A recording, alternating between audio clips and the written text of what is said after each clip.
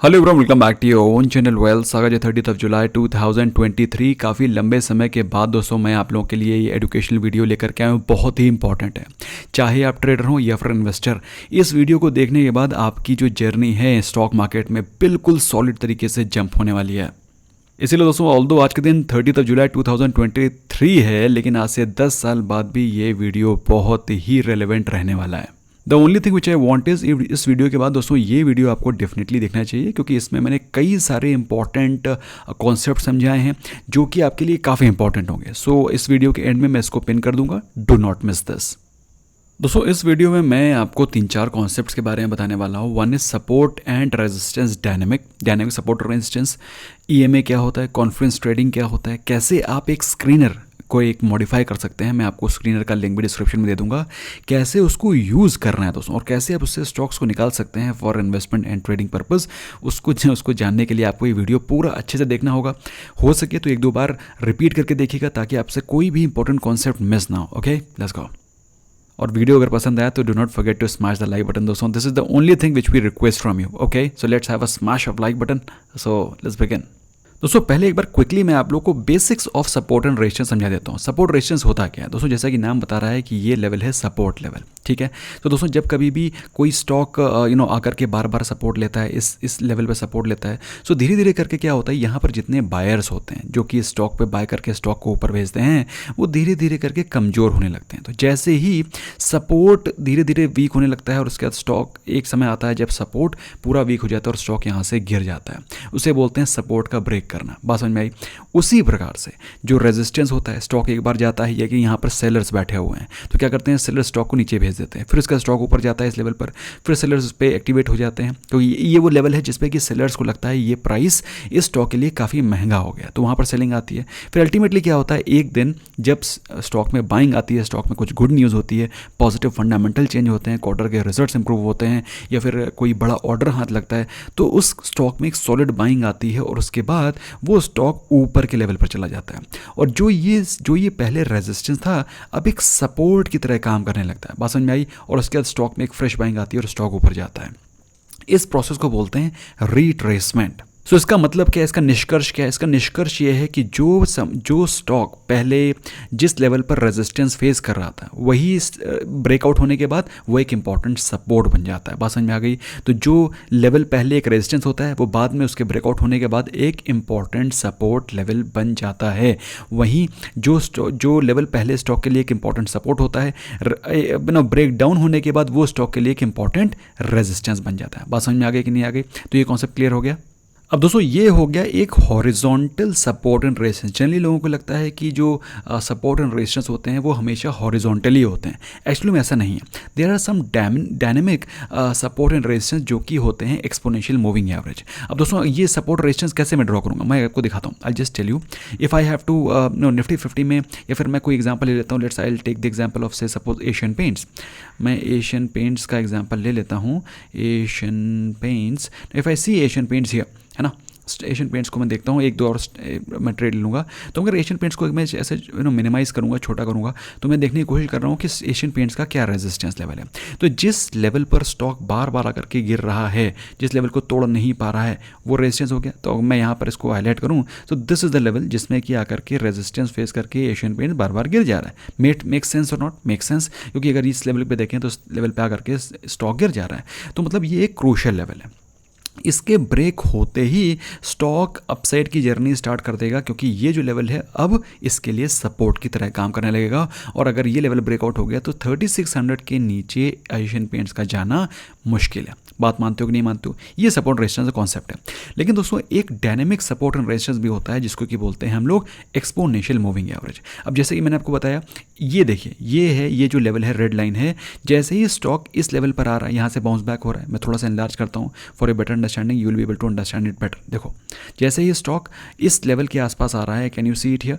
जैसे कि इस लेवल पे आ रहा है, यहाँ से बाउंस बैक कर रहा है। जैसे इस लेवल पे आ रहा है, बाउंस बैक कर रहा है। जैसे इस लेवल पे आ रहा है, बाउंस बैक कर रहा है। जैसे इस लेवल पे आ रहा है, बाउंस बैक कर रहा है। मतलब ये क्या है? ये इसका एक डायनेमिक सपोर्ट लेवल है। और ये डायनेमिक सपोर्ट लेवल क्या है? ये और कुछ नहीं है बल्कि है 20 डे एक्सपोनेंशियल मूविंग एवरेज।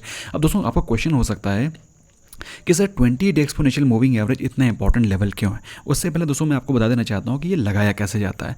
आप दोस्तों अगर ज़ीरोधा यूज़ करते हैं या फिर अपस्टॉक यूज़ करते हैं या कोई भी ब्रोकिंग प्लेटफॉर्म यूज़ करते हैं, सेम ही तरीका है। अगर आप ट्रेडिंग यूज़ करते हैं तो ट्रेडिंग व्यू में भी आपको सिमिलर काइंड ऑफ इंटरफेस मिलता है। आपको जाना है, यहाँ इंडिकेटर्स लिखा हुआ है, तो ये इंडिकेटर यहाँ पर आप जाएंगे, you will as soon as you will click here, यहाँ पे आपको एक ड्रॉप डाउन दिखाई पड़ेगा। You just have to type here moving average, MOVING, moving average आ गया। तो मूविंग एवरेज एक्सपोनेंशियल लगाना है आपको।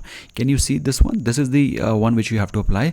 जैसे आप इसको क्लिक करेंगे तो यहाँ पर कुछ डेटा मांगेगा, it will ask for some data, और वो डेटा होगा, तो मैं क्लिक कर रहा हूँ दोस्तों। ये मैंने यहाँ पर जैसे अब ये जो रेड जो प्लस का आइकन दिखाई पड़ रहा है, इसको आप क्लिक करेंगे तो यहाँ पर ऑलरेडी आ चुका होगा। तो आई क्लिक इट, उसको यहाँ पर सारे आपका जो ये मूविंग एवरेज है वो लग गया है।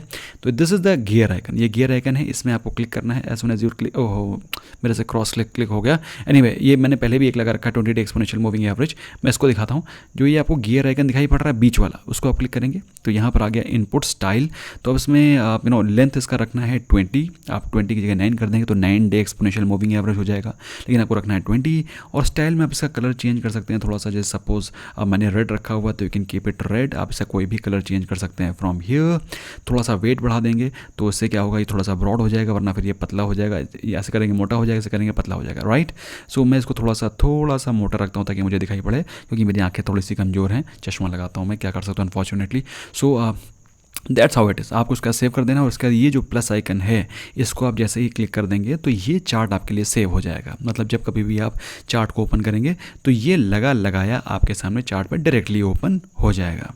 अब दोस्तों 20 डे एक्सपोनेंशियल मूविंग एवरेज कुछ नहीं है बल्कि एक dynamic support and resistance level है। अब जैसे कि ये जो लेवल है ये आपको बताता है, जैसे कि इस पॉइंट पे जो बिंदु है, अब ये लेवल क्या है, 20 डे एक्सपोनेंशियल मूविंग एवरेज इस तरह से डॉट से बना है, बात समझ में आ रही है।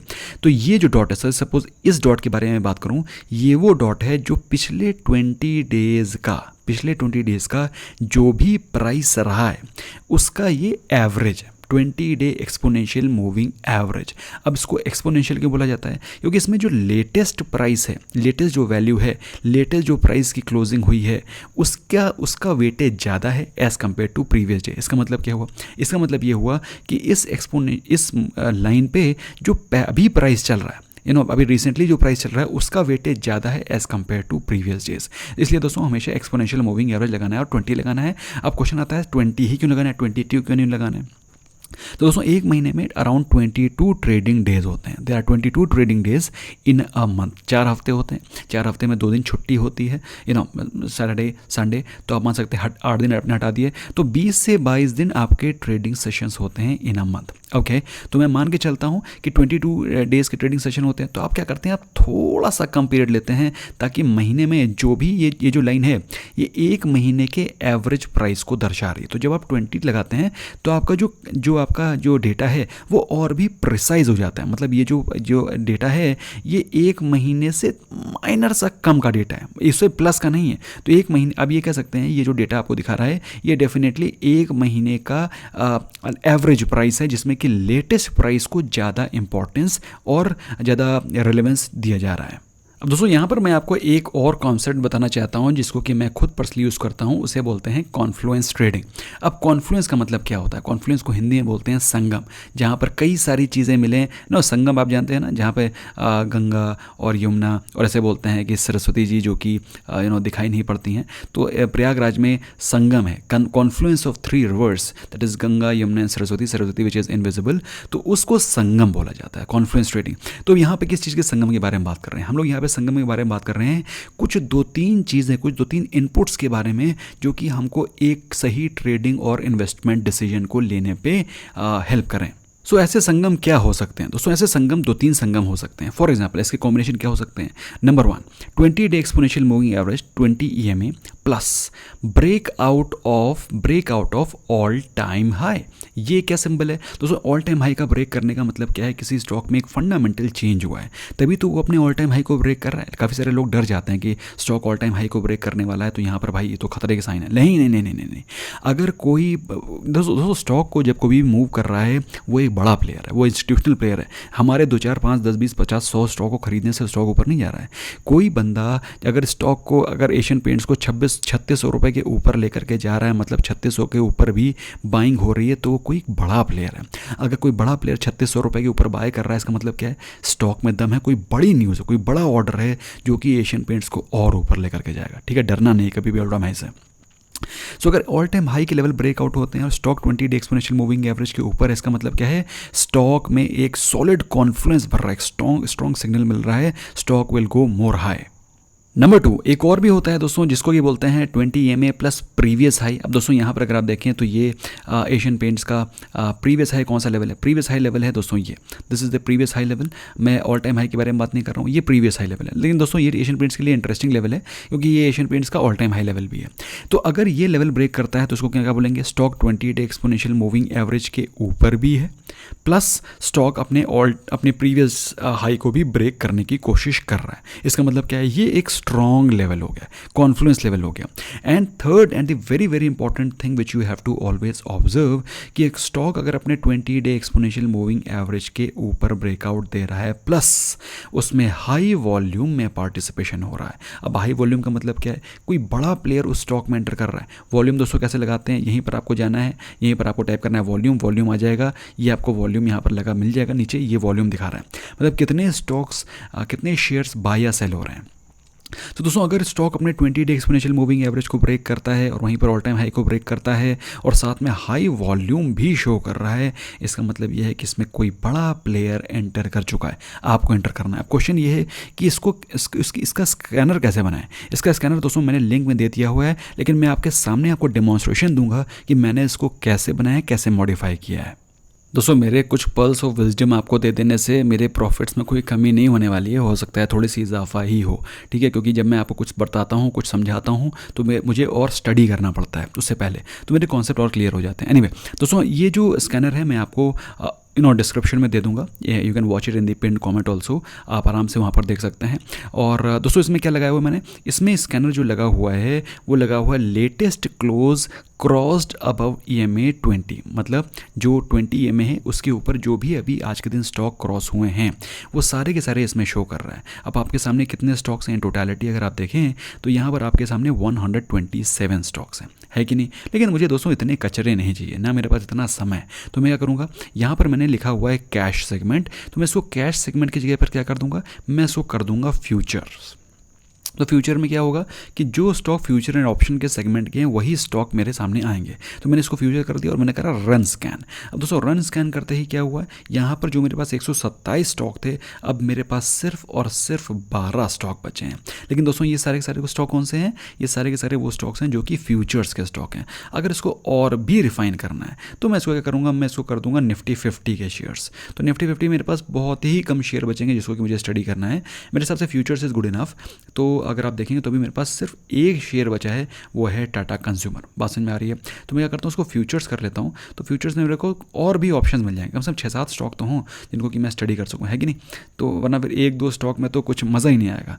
तो फिर भी टाटा कंज्यूमर को हम लोग एज एन एग्जाम्पल लेंगे, ठीक है?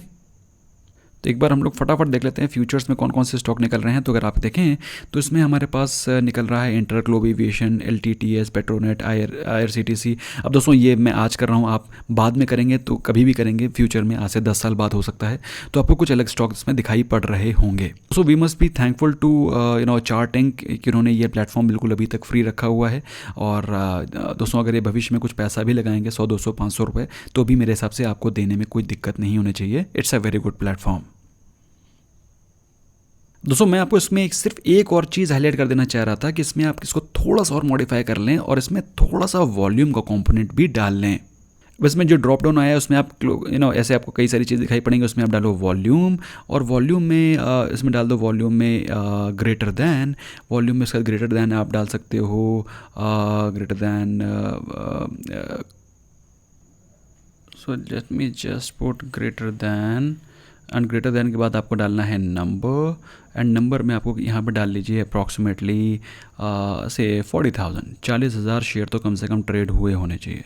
तो दोस्तों से क्या मतलब, इससे आपको क्या पता चल रहा है? इससे आपको पता चल रहा है कि जो भी स्टॉक आएंगे उसमें जो लेटेस्ट वॉल्यूम होगी, मतलब लास्ट ट्रेडिंग सेशन में जो वॉल्यूम होगी उसमें कम से कम 40,000 शेयर्स तो डेफिनेटली ट्रेड हुए होंगे। मतलब स्टॉक लिक्विड होना चाहिए, लिक्विड भी होगा और 20 डे एक्सपोनेंशियल मूविंग एवरेज के ऊपर भी होगा। बाकी हम लोग देख लेंगे कॉन्फ्लुएंस में अपने ऑल टाइम हाई को ब्रेक कर रहा है कि नहीं कर रहा है।